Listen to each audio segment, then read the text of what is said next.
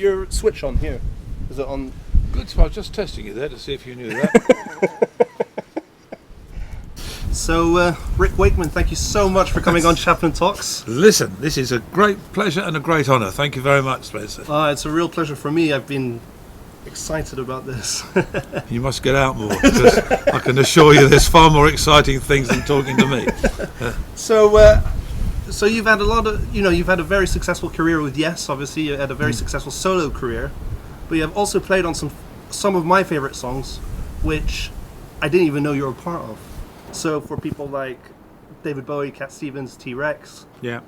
how did you come to meet these people and record with these iconic artists, Well, when I left the Royal College of Music, in fact, while I was still at the Royal College of Music, I was doing sessions to help pay my way there, because it was quite expensive, and my parents really didn't have any money, so it was earn the money to keep yourself going.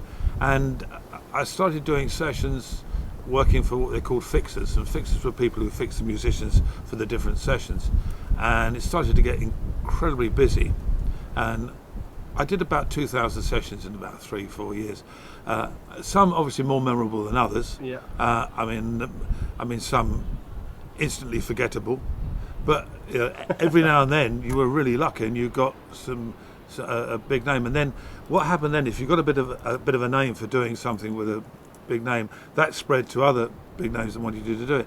And I started doing a lot of stuff for Tony Visconti, who produced David Bowie, amongst others, and T-Rex, Mark Bolan when he went out on his own.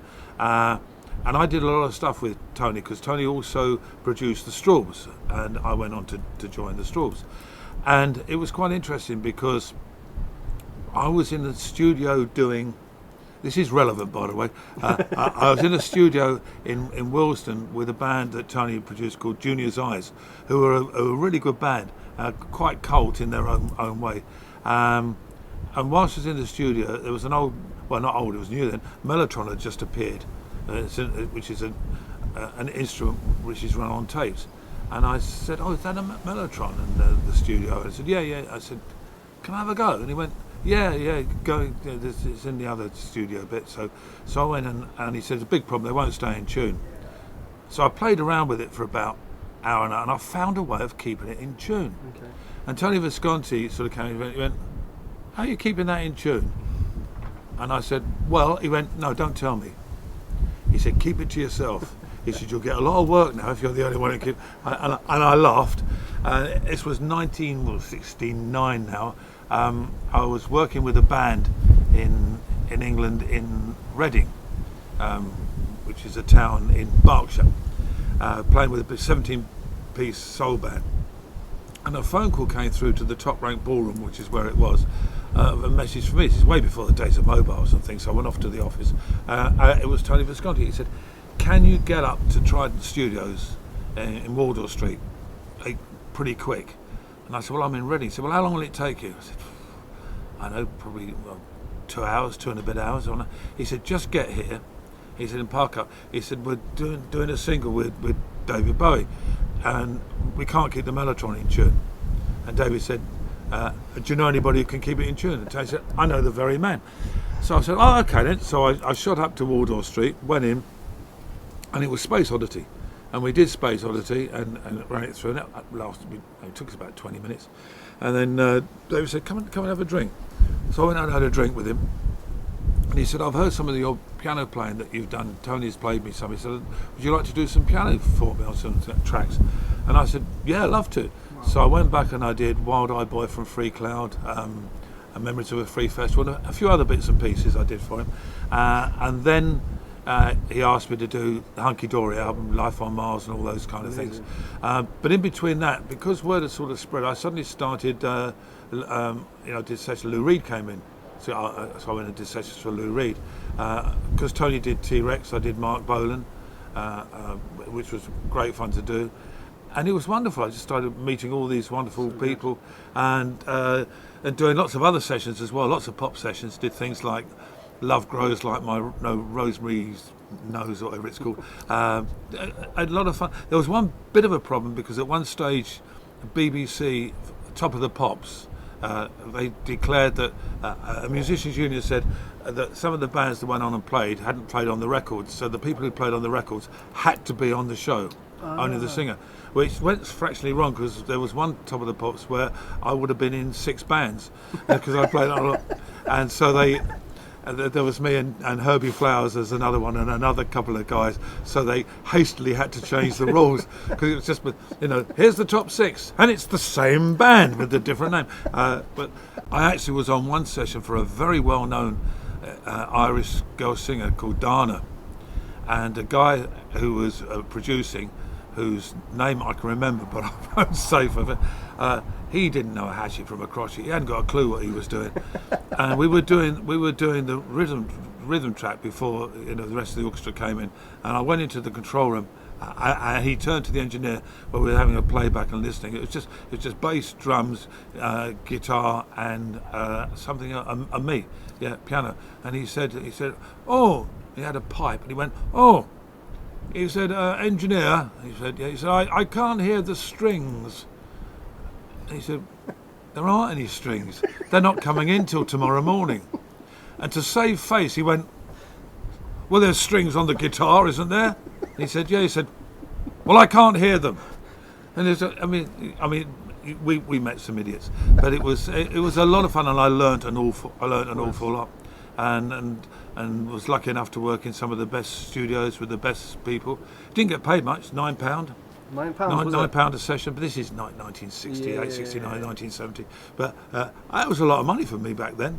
I could drink most of it in a day, and no, but it was good. Then I joined Straws at the same time. That was 1970. I joined Straws, so I was mixing the sessions with the Straws, and then sort of joined Yes after Straws, and realised that I would not have the time, because Yes was going to be so busy, not have the time. So I quit doing the sessions. Although I still do some every now and then. It's amazing. Yeah, I still do. And Harry Shearer, who must have seen Spinal Tap. Oh yeah, of course. I love it from The Simpsons as well. Harry's a great mate of mine, and he played Derek Smalls in the one of the best films ever. And he contacted me. We're good friends. He said, Derek Smalls is doing a comeback album. I said, you're joking? He said, yeah, but none of the others want to take part, so I'm getting my mates involved, as a laugh. I said, this sounds a bit of fun. He said, do you fancy doing the keyboards? I said, yeah. So if people say, who have you worked with recently? I said, Derek Smalls. I pick and choose. If one comes through that I really fancy, I go, oh yeah, I'll do that. Yeah, of course. I did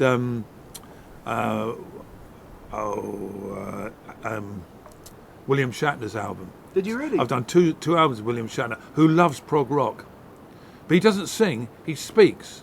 He speaks over the top of the music. So I've done the last two, which is great. And some of the music is like really good, and he'll talk over the top. And the universe did wonderful, that kind of thing. But it was just great fun to do. Yeah, I did an album with William Shatner. Another one for the resume. Absolutely, it's just good fun. So occasionally, if something comes along that appeals to me, I'll still do them. Is there anyone you turned down that you wished you had worked with, collaborated with? I've never turned down anybody that I wished, to be honest with you. Okay. To be honest, most of the people, it's not so much turning down these days. It's more not available, really. Okay. You do get the odd things that you go, like the odd film you get offered, and I'm always very honest when I've done films. If I feel that I can contribute to the film musically, then I'll take the job. But if there's a film that may be even likely to be bigger or better, but I don't feel I can contribute to the film, then I'll politely say, I have to be really honest. I don't think I can. I'm the right man for this. So I'm always reasonably honest with the things that I do. Okay, great. What a story! I mean, that's amazing. Short answer. No, great. And so, take me through the process of creating, like, Morning Has Broken. How does that? I mean, Cat Stevens, he comes to you and just says, "I've got an idea for a song." Or? Well, it came initially through Cat Stevens' roadie, who also used to do some stuff for Straub sometimes. And Cat Stevens had said he wanted to do Morning Has Broken, and he just wanted to do it guitar and piano. And he'd heard me play with Straubs and things, and said, get hold of Rick and see if he'll do it. I said, yeah, I'd love to. So I went along to the studio, and there was just me and Cat Stevens, nobody else. and a lovely piano. He had the acoustic guitar, and Paul Samuel Smith was the producer, and we played it through, and then it was his producer said it was very short. It's only about 40 seconds long, a bit short for a single. So he said, Cat Stevens said, we need a piano opening, introduction. So I played around on the piano for a bit and came up with the introduction. And Cat Stevens said, I love that. So we did that. He said, well, let's get it up to about 1:20. And then the producer he said, can you stick it at the end? So I stuck the intro at the end. He said, right, we're up to 2 minutes. And then I said, it'll go in the middle. I said, I'll stick it in the middle. So I stuck it in the middle. And eventually we got it up to 3 minutes. And that's how we did it. And the record company didn't like it. I know that for a fact. And the record company said, because they were releasing singles off of the album. And in desperation at the end, they released Morning Is Broken. And it was a monster hit, an absolute monster hit.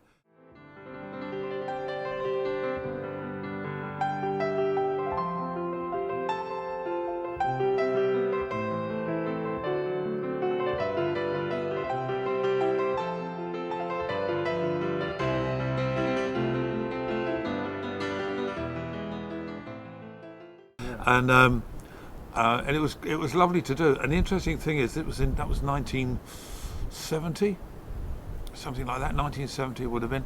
And this year, 2020, I got a phone call from my good friend Gary Brooker from Procol Harum, who said we're doing a massive concert at the O2 in London to raise money for the Royal Marsden, which is the big cancer hospital in London. He said, we want to raise $1 million. He said, are you up for it? I said, absolutely up for it. I'd love to come along and play. He said, I've got lots of people who really want to come along and do it. And I said, I'm definitely there. And he said, you know the Royal Marsden? I said, yeah. I said, they've looked after my wife for over a year. She had, the dreaded, and they've done a phenomenal job and saved her life. They've been absolutely brilliant. I'd love to be there. And then he said, great, lovely. So then he calls me back. He said, look, he said, Cat Stevens is doing it, or Yusuf, as his name, exactly. Yusuf Islam. And he said, Cat said that he's not played Morning Is Broken. He plays it now as an acoustic thing, but you two have never played it together since 1970. He said, would you fancy playing it with him? I said, I'd love to. So it was really funny. We get to the O2, and there's no rehearsal time for anybody. And it was great to see him. I hadn't seen him for an awful long time. And I said, look, do you still play the same version that we recorded? He went, no. And I went, right. He said, I'm in a different key for a start, because all singers, the voices drop over. And I went, would you do it in now? He went, B flat. I went, oh, great, that's lovely. Ooh. So I said, okay, all right. So we went into the dressing room and he played it, and it was a completely different version to, I mean, the song's the same, but all the interesting. And I went, he said, what did we use to, so I played, went, oh. I said, look, it's the easiest thing to do. I'll do what you do. I'll do what you do. I'll work, because that's the easiest thing, but I'll do the long ending, the proper ending, because people will know if that's missing. And so that's what we did, and it was wonderful, after all those years to do. A lovely man, and we've sort of semi-kept in touch, which is nice. Got a lot of time for it. That was great fun to do that. Yeah, he seems like a very nice guy, actually. He is, yeah. Very genuine guy, very caring fellow. And you've said in the past that David Bowie is the most inspirational person that you've ever met. Inspirational and influential. Really? Yep. Why? Because I've never met anybody in my life who is so focused. He was so focused. Whatever the task was he was doing, whether it was music, writing, acting, dressing, he would be focused on doing that. And he was also a doer. He hated could-haves. He hated could-haves. If somebody said, I could have done that, he would just say, why didn't you then? If he wanted to know what it was like to walk down Montreux, down on the front, on the main street, wearing a ball gown and a pair of knickers on his head, he would do it just to find out what it was like. Not to go, I wonder what it would be like to do that. Yeah. He was absolutely brilliant. He told me always to pick musicians that would understand what I wanted to do. Otherwise, you'd never get the end result you wanted. I mean, I learned so much. We spent many, many hours in the museum club, putting the world to rights and talking music. I genuinely loved that man, dearly. Yeah. I could never have done a lot of what I've done without what I learnt from David and the people he worked with. Mick Ronson, great guy. Tony Visconti, Gus Sargent. Learned a lot from these people. Yeah, I'm sure. He was, and as well, every album he did was so different to yeah, he picked musicians for different albums for what worked for him. I mean, I did do a bit of Spiders from Mars, but then went off and joined Yes, so that sort of killed that one stone dead. But as I said to Dave once, I said, what did you think when I took the choice instead of doing Spiders and went with Yes? He said, absolutely the right decision. He said, I changed the band every 2 or 3 years. He said, so you've been out of work by now anyway. And we laughed. But we did do some other things together. 1985, he called me up and said he was doing Absolute Beginners and he wanted some Rachmaninoff style piano. He said, do you fancy a bit of nostalgia and coming along and doing it? Oh, yeah. You know, so we met at a studio in London, in Ladbroke Grove, and did the piano. That took 20 minutes, chatted for about 4 hours, and that was it. Amazing that you can even, record something in one take. It sounds like with you, 20 minutes done. I mean, the first takes are always the best, and I learned that from David. Okay. First or second. I mean, if we were running a piece through, especially on the Hunky Dory, if we were on to about the third or fourth time of running it, and it wasn't quite, he said, "Stop, that's it. I'll have another look at it because something can't be right. We'll come back to that another day." Really? Yeah, he said, the more you go on, it starts to lose its freshness and all of the things, and the same with solos. Solos were done first or second time because they're fresh, then they're solo. Otherwise, they start to become created, organised. So that was something to do. So I learnt to try and just get so involved with the music. You could get it in the first 1, 2 or 3 takes. That was it. Well, especially in those days with tape recorders and everything, you had to get it right. Absolutely, you're dead right. Yeah, because you had 16 track, then it went, well, when I started it was 4 track, then it was 8 track, then 16 track, then it went to 24 track, and then the next thing was to link 2 24s together to get and the first one of those was actually at the casino at Mountain Studios. The 2 24s linked together, but it never really worked, the truth be known, because they had to link themselves up when they started, so you got through about 300 foot of tape before they actually joined up and linked together. And by the time they'd linked together, we forgot what we were going to play. Alan had gone skiing and I'd gone down the White Horse, But you're right, it was a lot different. Because it's funny that you say that, because my father told me that when Yes would come into the studio, it didn't matter if they had 8 tracks, they'd use all 8 tracks. If they had 24 tracks, they would use all 24 tracks. If there was, like you said, 2 24 tracks, you always made sure to use everything. Oh, absolutely. And everybody wanted more. Yeah. I mean, Alan always wanted, well, I'll have 16 tracks. No, you won't. You're a drummer. You're lucky to have one. And then what used to happen was, because Steve used to love doing hundreds of overdub, I'll just put a little line on there. I have to say, we're always great. Like, you just go, I want to go, diddly-diddly-dong. Yeah. And we'd have to find a space on the tape, which could be on the snare drum track when he actually wasn't playing it. So you'd be playing like you'd hear the snare going, and you go, trying to mix all this. It was an absolute nightmare. And because you just released, just this year you released an album called Red Planet. I did indeed. I mean, do you find it difficult coming up with new material and writing new songs? Don't move away. Stay just where you are. I'll be right back. I'm not going for a wee. I'm not going for a wee. I promise you that. Okay.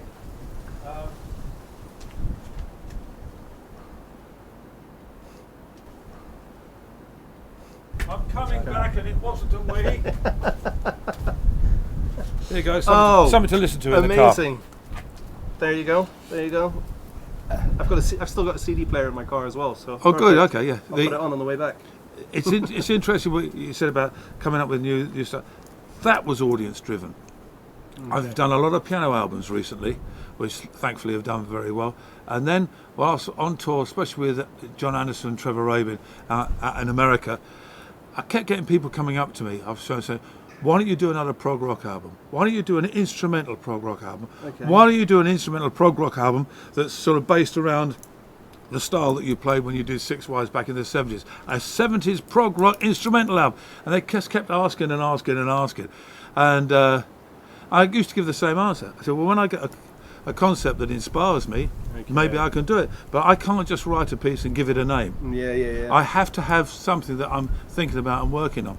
And then I've got a great friend called Garrick Israelian, who's an Armenian chap. He's a astrophysicist, brilliantly clever. He's one of the guys who who found and proved black holes. Ludicrously clever. And I was introduced to him and Professor Stephen Hawking by Brian May. Okay. And they run a festival called Starmus, which is all these physicists and chemists and scientists do all these brilliant lectures. Which incidentally, I went to a Stephen Hawking lecture. It lasted for an hour and a half. I did not understand one word, but I was riveted from start to finish. It was absolutely brilliant, and I got to become quite friendly with Steve. Anyway, at the end of the big festival, they have a concert. And the concerts are brilliant. I did in last year, 2019, we did the concert in Zurich. Oh, really? Because it's the anniversary of the 50 years of man landing on the moon. And we had every surviving astronaut who'd walked on the moon there. Oh, really? Outrageous. And a decent band. It was Hans Zimmer with his full band, orchestra, choir, Brian May, myself, Steve Vai. It was just outrageous.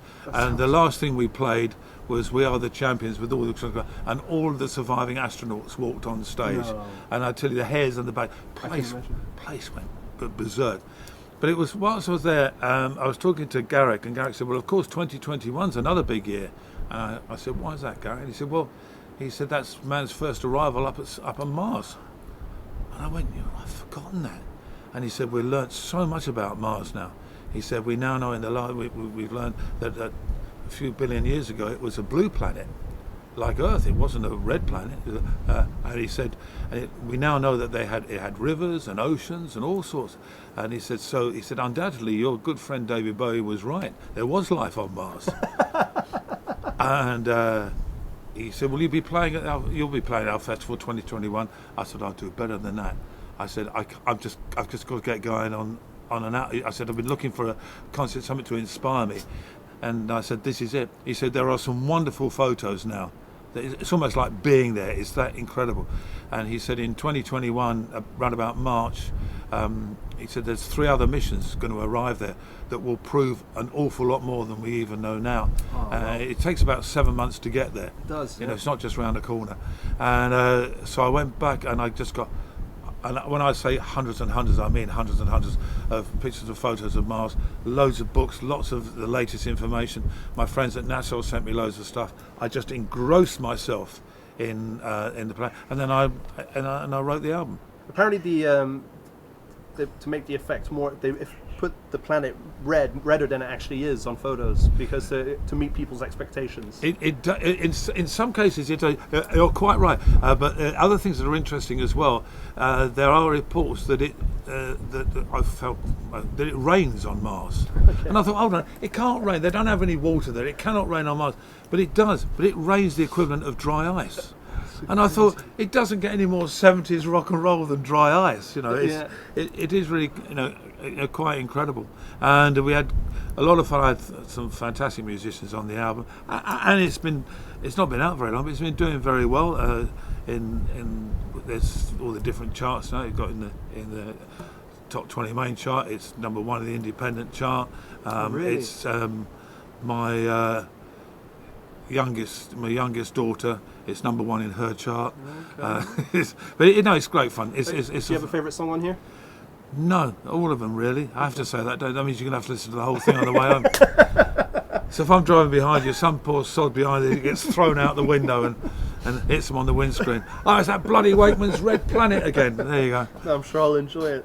And so, obviously, to prepare for this interview, I went on YouTube. Right, I went on YouTube looking for all these different musical performances and stuff. And there's a few. There's a lot on there. There's a lot to take in. And I'm old, you see.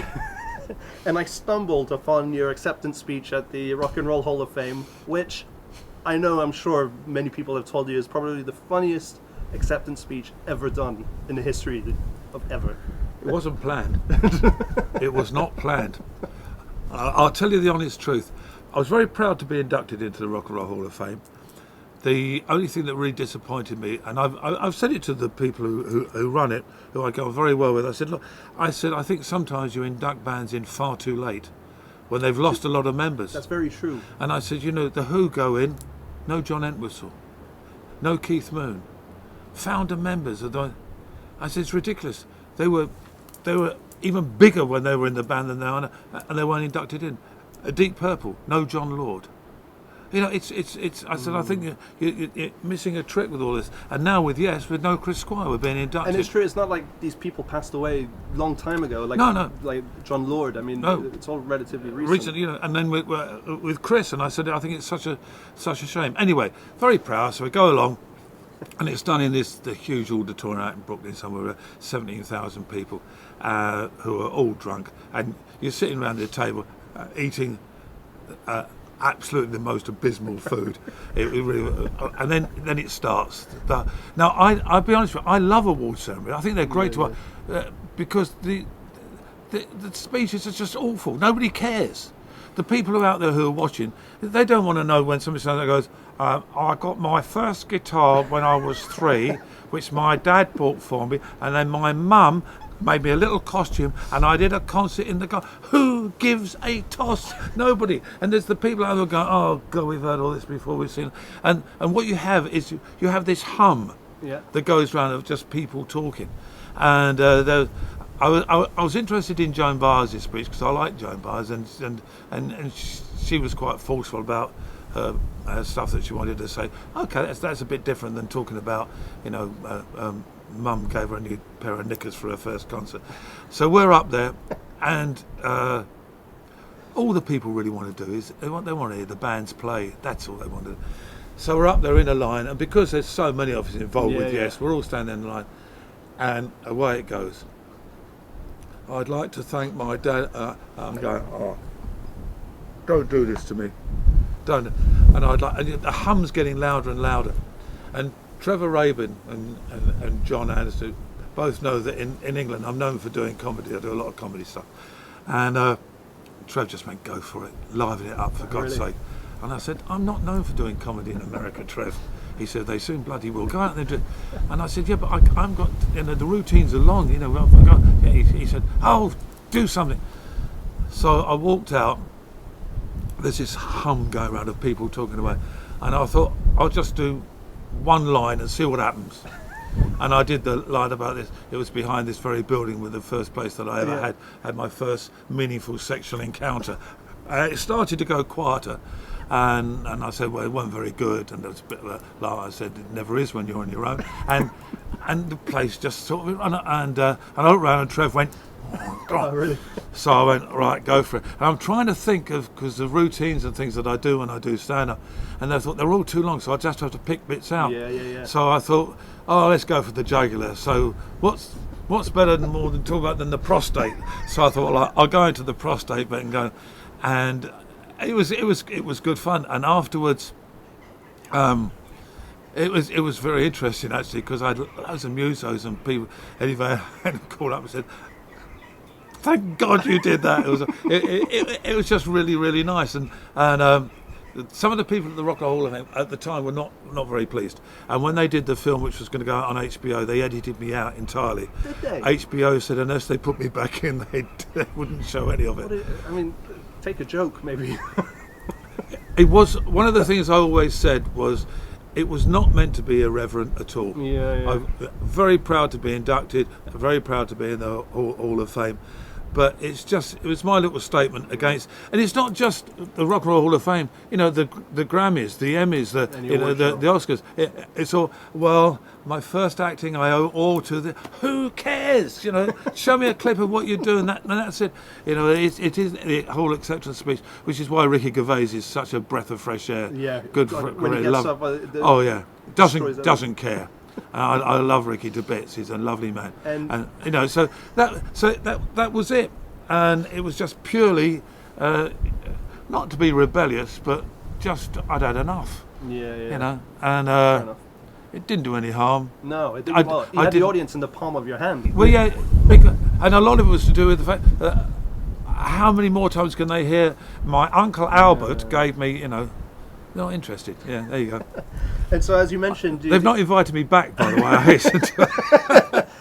Yeah, luckily you can only get the award. Yeah, once. that's true. That's true. And so you mentioned that you've gone on the road and done stand-up comedy. I mean, what made you want to try stand-up comedy out? I've been doing it for years, really. Have you? On the shows, yeah, I've been doing it since the 70s. Really? Okay. And the idea came initially from Straub's, because Straub's was initially a folk band when I joined them. And one of the things about most folk singer guitarists, they got no idea what they're tuning. They do different tunings for different songs. So between the songs, they'll hold it, they'll finish the song, da da da da, and then they'll start tuning up for the next song, going doing doing doing doing. Well, I was out in Cyprus one month, doing doing doing, and I met this woman who was having sex with a goat, doing doing doing, and they tell these stories. And I thought, that's brilliant. Why don't they do that in rock shows and things? So I started trying a few stories in rock, started mixing the two together, and then doing piano shows with comedy, then straight stand-up. And I hosted Live at Jongleurs for 8 years on ITV, which is a big comedy show, and then doing other comedy stuff. And I just think the two greatest things in the world are music and laughter. Yeah. Absolutely, it just doesn't get any better than that. You can't be unhappy when you're laughing. That's very true. And I've loved laughter for as long way back as I can remember. Yeah, well, like my grandfather always said, a day without laughter is a day wasted. He's absolutely right. Your grandfather's right. I mean, I'm a big slapstick fan. Yeah. As you probably know, I've been involved with the Slapsticks Festival in Bristol and other places and I've done music for silent stuff.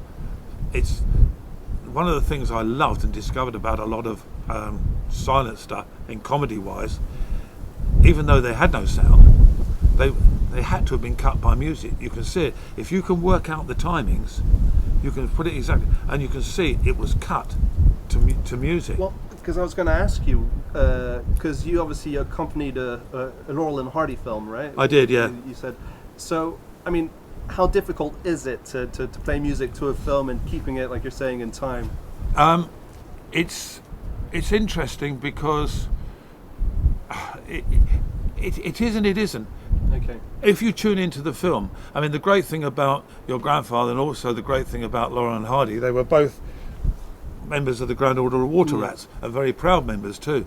And so we're brought up on all of that kind of stuff. Yeah. But when you're playing to a silent movie, you almost, well, hopefully you know the movie anyway, but you always have to be sort of one step ahead of knowing what's going to happen, so you can build up to, which is why in a lot of silent movies, when the great pianists and organists who used to do them in the early days, they never, if you actually listen back to what they played, it was all over the place, because they knew just when to speed up, just when to slow down. And so it was actual pieces of music, they're rubbish, but to put them with the film, joy, absolutely tremendous and great fun to do. And I did a rare Laurel and Hardy short at the Slapstick Festival in Bristol, going back about 5 years it was, I did that one. And it was just great fun to do. What was interesting was that I had the film beforehand. They let me have the film, and I worked out roughly what I was going to do. I had copious notes of how I was going to do it and what I was going to do. And I went up, and there was the grand piano on stage, the screen in Colston Hall, and I sat there. The film started, and I totally ignored, not deliberately, everything that I'd written and did something completely different, because I was in a completely different frame of mind on that day watching the film and played. And to a lot of extent, I think it was a lot better because it was instantaneous, without. But it's great fun to do. I've done. I did the Hammer Films, Lon Chaney, Phantom of the Opera. Really? 80 minutes, just solid music from start to finish. Wow. And I'm working on another silent movie trilogy at this present moment in time. They're just wonderful to work to, because there's no sound effects. Yeah. It's just music and film. Yeah. Brilliant, love it. I asked my father, who obviously you know quite well from your I do days indeed. in Switzerland. Yeah. So I called him up and I said, do you have any stories about Rick? That's not true. I honestly didn't do it there. So no, I knew her well, admittedly, but go on. I dread to think. What's he? No. So actually, he gave me 3 things to mention. They're not bad. So one is he remembers you. He still asks me to this day. He always said this. He never knew what it was. He said that you had a portable organ or something. He had pipes in organ pipes in a flight case or something. Do you know what? He's absolutely right. Yeah. What kind of organ was that? I had it made in 1974 by an organ company called Manders, an old man who's sadly no longer with us. A huge church organ, and I wanted them to make me what they call a portative organ. And I went to see them, and they made this organ for me, which was way ahead of its time. I've still got it. Have you still got it? Yeah, way ahead of its time, because it was all electronic, but it had a huge umbilical cord really that ran everything. Big bellows, 360 pipes in the case. Wow. And it was just beautiful, and we did a lot of Awaken before we went to the big church in Vevey. We did the early bits on that lovely thing, and I loved it to bits. Crew hated it because it took about 12 people to lift it. Okay, so it's still big. It was portable. Portable because of its size, not because of its weight. I mean, 360 pipes, they weigh a lot. Yeah. I've still got it. I mean, I really would like to get round one day to have it restored. I'd really like to do that. Noel Mander no longer with us. The company exists, and his son John Mander said that they would love to do it. So one day, it's a matter of where the hell did you put it? Yeah. But one day I will get it done, because it is a beautiful piece. That's quite right. And it came to it came out to Montreux, and we used it as on the going for the one album. Yeah. A wonderful piece. I think your dad may well have got roped in to help lift it at some juncture. Yeah, well, he was the assistant, sort of. Eugene loved him, a great friend, and he had the unfortunate job of what good assistants are. You're first there and you're last to go. And you are called upon to do anything from tape hopping to tape editing to doing part of the recording to carrying I mean, the old expression of experienced dog's body, I think is it. And he'd also come for a drink with me too. I'm sure at some juncture he had the misfortune of having to carry this. Oh, that's probably why he remembers it so well. Yeah, when you mentioned that. What was that bloody thing? Yeah, when you mentioned it, I thought, oh yeah, I know where this is going. Yeah. And so the second thing he said was he remembers when you were in the church in Vevey and you were remotely recording the organ. Yeah. While the studio was obviously in Montreal, through telephone lines. Yeah, that's right. We didn't know we could do that. I mean, when I'd used church organ before on recordings, you'd gone away and you'd recorded the church organ on a Revox or something, and you'd come back and you tried to somehow throw it into the track or do something with it. It was really difficult, and we were in the studio, and John and I used to go to this lovely little church in Vevey, and John had a harp. And he has his little harp, and I used to play away and John used to play. We just had a lovely time. It was just so much fun. And when we were doing Awaken and I did the initial bits on my little organ, we wanted a big organ sound. Yeah. So I said, let's go up to Vevey. So I said, okay, what we'll do, we need to take a Revox or something up there, record it, bring it back, try and slot it in best we can. And John Timperley said, don't have to do that. We said, why not? He said, we'll do it down the telephone. And I said, what? Now this is 1976. Yeah. And I said, what? He said, yeah. He said, this is Switzerland. He said, they're prepared for all things, including nuclear war. And I said, right. He said, they've got it all sorted out there. He said, and what they've got with all their cabling and wiring, he said, it's way beneath the ground. He said, it's of the highest hi-fi quality. He said, and you can rent the lines. I went, we said, well, who rents the lines? We better get in quick. He said, nobody, because nobody really knows you can rent. And who wants to rent? He said, we can rent the lines direct here into the studio. It's about, 9 miles, or is it a bit less? Up to the church. So, and I said, you're joking. He said, there will be a bit of latency, so you'll have to really think differently, a few seconds ahead, kind of thing. He said, but it'll work and it'll be the perfect true sound. So I sat in Vevey in the church. The band are in Montreux. I had the headphones on. Amazing. Alan County. I say 1976. You know that it's remarkable. 45 years ago. Yeah. And I played, and it worked really, really well. We came back and we were just all jumping up and down for joy. Imagine. We went to another church in Montreux and recorded a choir. Okay. And then when we came to do Chris's track Parallels, which I'd originally done on the Hammond at the front, Chris said, "You know what I'm going to say, don't you?" And I said, "You want me to go back to Vevey and do it on the church hall?" And he went, "Yeah." So it's exactly what we did. It was interesting, in recent years there have been a few bands who have been doing remote things down and saying, we're way ahead of the time, going, "No, you're not. We did it in 1976. I'd love to. I've not been back to the church since, but it's still, yeah, I know. Yeah. Well, I don't think it's an exaggeration to say about a dozen times a month to the website.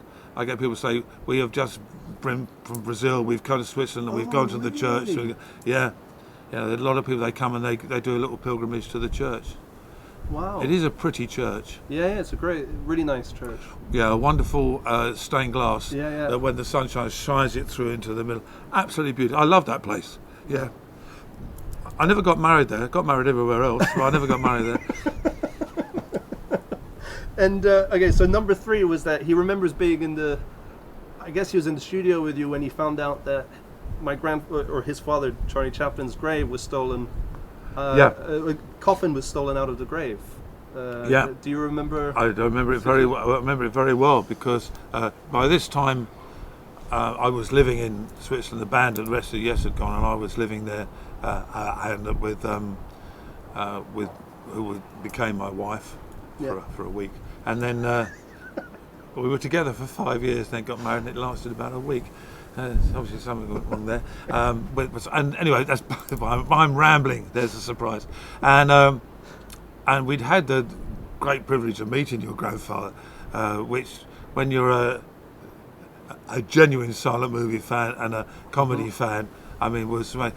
Actually, I have to say to you, I have got some great friends who are comedy fans, silent movie fans, huge Chaplin fans, and one in particular is a great friend of mine called Ian Lavender, who has played Pike in Dad's Army, if anybody's seen it, and there isn't much he doesn't know about silent movies and those days. We were actually having dinner one day, and this is not a joke, and you'll probably have to bleep this out. We were talking about, we've been talking about Buster Keaton, and we're talking about, obviously came on Lauren Hardy, then obviously came on to Charlie Chaplin, because both Autorats, and he said, I'd have given my eye teeth to have met Charlie Chaplin. He's my absolute hero. And I said, I met him. He went, "What?" I said, "I met him." I said, "Went round his house." I said, "I had afternoon tea." And he looked at me, he said, "You had afternoon tea with I said, "Yep, I did." I said, it was absolutely fantastic. I said, "I went twice." And he just went, he looked at me, he went, "You utter bastard." He said, "You're a musician." He said, "Yeah, go and have dinner with Gurkioff, the conductor." He said, "Charlie Chaplin, that's my territory." He said, "You should have refused and got me." And he was actually like deadly serious. That's so funny. And there's been quite a few comedian friends of mine I know who know that I had the honour of going there, and it's sort of a, well, why you had no right to go there kind of. How did you get the invitation? Through your dad. It was through my dad. It was through your dad. It was through Eugene, and then we'll get back to the coffin being stolen after that. One day in the studio, Eugene said, he said, my father's very keen on music. I said, "Oh yeah, I know." He said, and he said he'd like to meet you. He wouldn't like to meet me. Are you sure?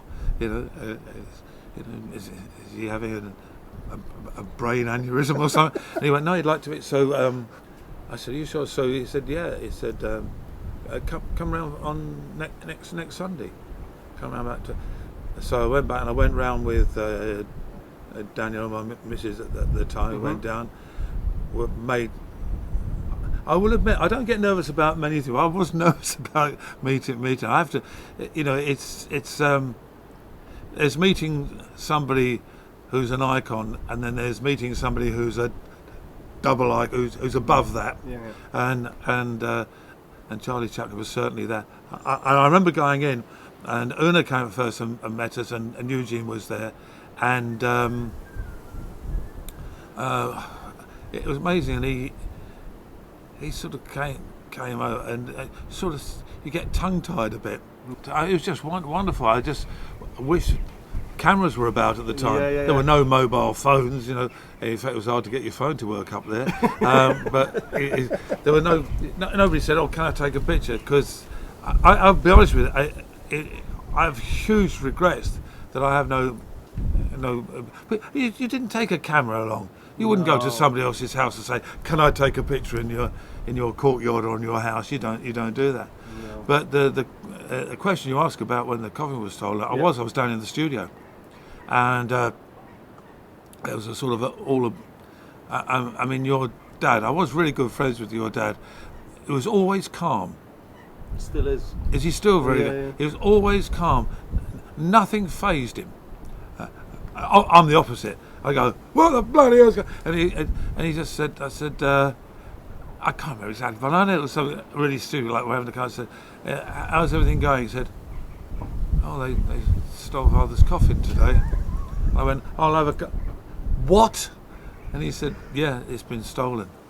He said, "You're probably going to get a visit," because we weren't far away up in Le Montecouze and in fact we did. When I got back to the house, Danielle, my missus at the time, she'd had the old Carabinieri round already, and a few other, asking if anything unusual had been going on driving around that it wouldn't normally see. But that upset me. I was generally really upset about that, and it was, and so were all the people that around the area that, to the best one, that knew. It was. There's certain things you don't do. Yeah. You don't do at all, or don't even think about doing, and that was one of them. You know, and but it was, but in true Swiss manner, it was all nicely kept, wasn't it? Under the. Oh, it kind of was, yeah. And the funny thing is when they called out my grandmother and asked for the ransom money, she just flat out said no. Yeah. So over the space of a week or so, they called something like 27 times, you know, because they're desperate, willing to negotiate. And she was like, well, obviously no. Like, why would I even bother? He would hate it if I did that. Oh, he'd go, listen, I only met him those 2 times and had a little chat. But from what I know, and know from the archives that the Granddaughter of Water Rats, where we've got a lot of stuff on Charlie, you could hear him almost go, "Don't you dare!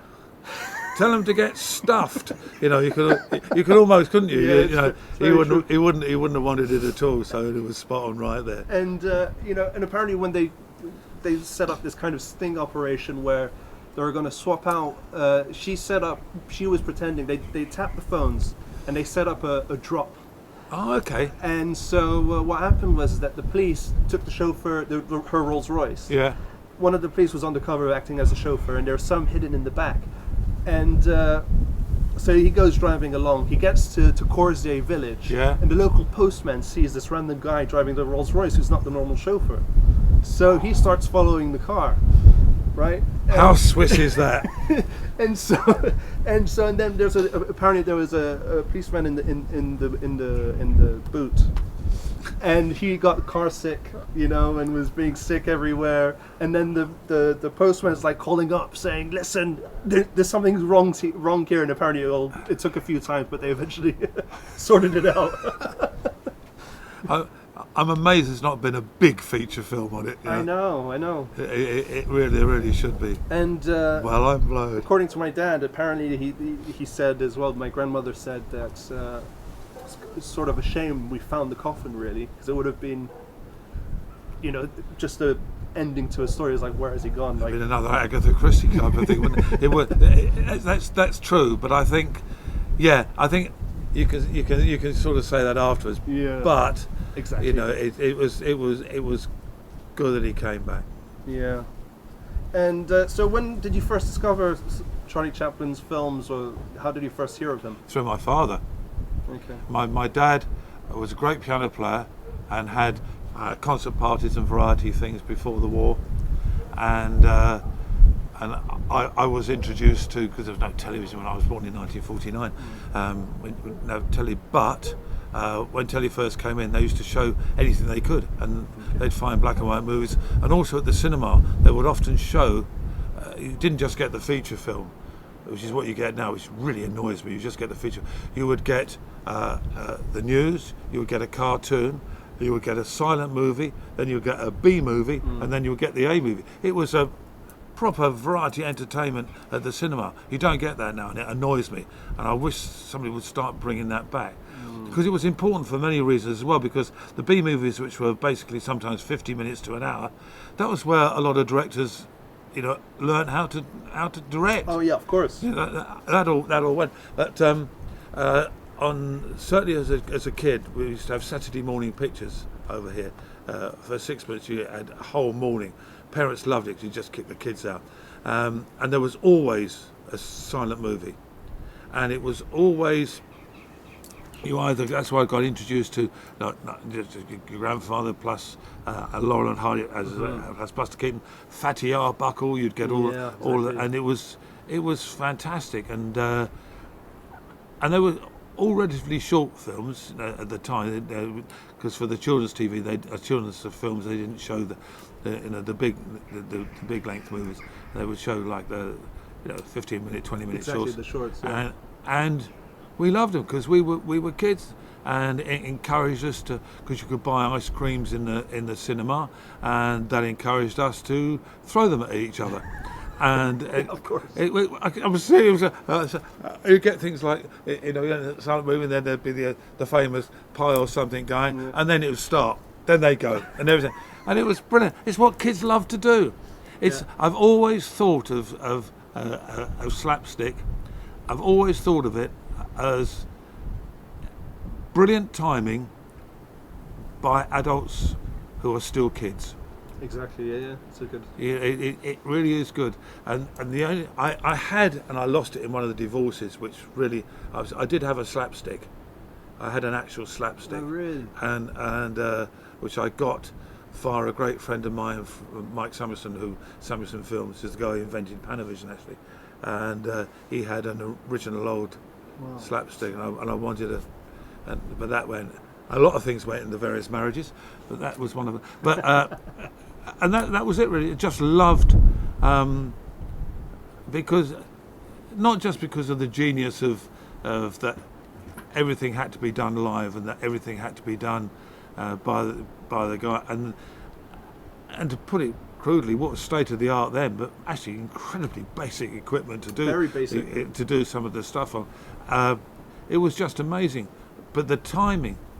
If you look at some of the time, when you get to some of the routines, the timing, and I've urged all my kids as well, who all love it as well, watch really closely, then watch again and watch again, and you watch at the incredible timing, not just as what's happening with whoever's throwing something, but what's going on around them, all the different movements. The timing has to be to absolute perfection, and the same, with the car chases. I know there was, but that's not the point. They have to be the choreography of how slapstick is done. I just think is pure genius, and I love it, and I always will do. Do you have a favorite Chaplin film or any memorable scenes or anything that you can think of? There's one he did, which was you'll be able to remember the title. It was the first one where he wore the bowler. And the shoe. Or kid auto races. Thank you. Because I don't know how it was either, or somebody said to him, you need to put, get an identity with what you, and that's where the hat and the walk and the sticker. Just walked into a room and. That's it. Absolutely brilliant. Yeah. So that is a real standout. Yeah, a real standout. It's iconic because it's his first appearance as the. I know. It absolutely brilliant. And that was it. He could, and to a lot of extent, he couldn't really be anything else after that. It's true.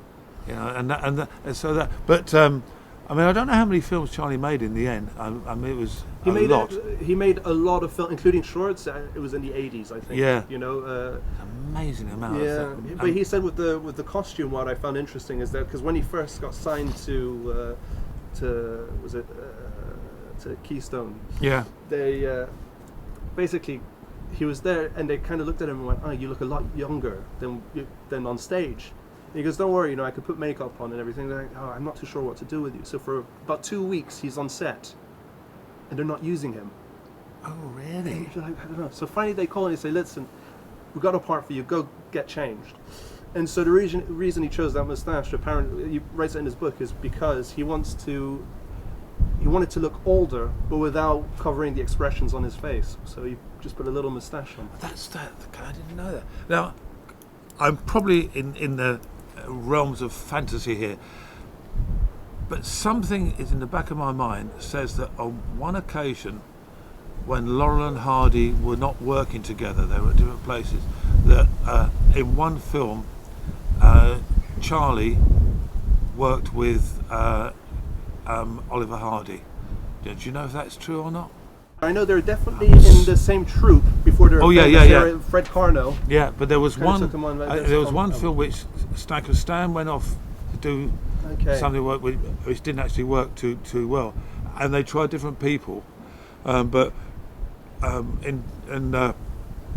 say in desperation because it was the fact that they knew it would work. They put Charlie, and I cannot remember, but I'm pretty damn certain I'm right. If you do manage to find, let me know, because it was something that when we first spoke on the phone, I thought, I'm sure he did. Yeah, no, you're probably right. He's done so much stuff with so many people. Yeah, it was like, I mean, him and Buster Keaton, and I don't know if you've seen Limelight at the end. Yeah. They come out together, and he's playing. Buster Keaton's on piano. It's one of my favorites. Genius. Yeah, it is. I mean, what was interesting, because Buster Keaton and your granddad Charlie was so different yet so alike, and that sounds a bit of a contradiction in terms. But it's true. Yeah, they're great guys. Yeah, brilliant. And how do you think silent films differ to today's? Like, what do you think sets silent films apart from today's films? What sets them apart was because there have been some interesting silent movies made in recent years, but it's a bit like records. Yeah. Back in the day, we made records. You had to create all of the sounds yourself. You had to do everything yourself. There weren't wonderful computers to do a lot of things and everything for you. Back in the days of the initial silent movie, you had to do everything. Yeah. You had to do all of the tricks with the camera. There weren't optics back then to do a few little things that started, but basically you had to create everything that you did. Yeah. And that's what made the overall picture. The trouble is with silent, nobody really makes a silent movie today without using all the tricks of the trade that you can do, and that is what sets them apart. Yeah. You look, and that's what the difference is. You're looking at technology genius these days. Back then, you're just looking at genius, all the way around from the camera crew, from the acting, from the directing, and film wasn't cheap either. Back then it was expensive. Mm-hmm. So a lot of times you couldn't have hundreds of takes and hundreds of goes of various things. Just got to get it done. You just got to get it done and go. So you needed everybody to be on the same page and know what they were doing. Mm-hmm. And I'm not an analytical person really, but once I get to know a film, I do like to look and go, oh, that's really clever how they did that.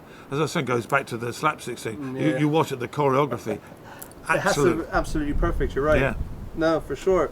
And how would you describe Charlie Chaplin as someone who's never heard of him or seen him? Gosh,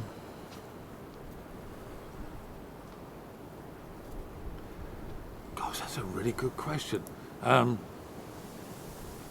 they haven't seen silent movies, wouldn't know about. I say, well, you just have to say, look, I've got to show you something. That's the only way I can do it. There's no sound. There's no sound effects. There's nobody talking.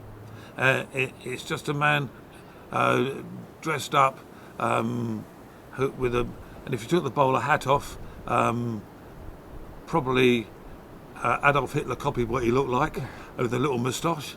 No, what can you say? I say, I don't know. I say, I've got to show you. I've got to show you. And I would say before, I get in the mindset of remember when this was done and how it was done, and then you can spot the genius. Yeah. So you can laugh, and cry. Well, he had the ability to make you cry as well. Yeah. And he had some some great leading ladies in some really great leading ladies. Yeah, I mean, perhaps I should have asked him some questions about that. Probably wouldn't have gone down well with Grandma. Exactly. But the interesting thing was, take all the stuff off. I mean, women loved him, absolutely adored him. Did. They wanted to mother him and probably other things. Things as well. And but I think the only way. Do you know what? that is a great question, and I don't think it's answerable. I think, to be honest, you've got to say, "I want to show you something," and that is the only way you can do it. And then, if you start getting into the history of silent movies, which is just remarkable. I think that one of the funny things is not so much in the comedy things, but certainly in some of the straight movies. Some of the actors who are absolutely brilliant at silent movies, and then they come to the talkies, and you go, "Don't open your mouth." No. You get this big hunking hero, and he goes, "It's really nice to be here. I love you so much." And you go, "Don't do this." I mean, it's as bad as over here in England, where we had a ventriloquist called Peter Brough, and he had Archie Andrews. He was on the radio. He made his name on the radio. It could only happen in England. As a ventriloquist on the radio. And then when finally he went on television, people were stunned because his lips moved more than the dummy. He was, "How are you today, Archie?" "Oh, right, thank you." And it was a similar thing with some of the silent movies. There were some quite famous names, I believe, that just lasted about 8 seconds when it went. But Charlie was not one of them. This has been my favourite interview so far, by the way. So I'm your second one then, am I? Actually, your only first one. Your first one was a duck that was walking in Burnham Market. "Hello, duck. What do you think?" Thank you very much, Rick. That's all right. Bless you. Thank you so much.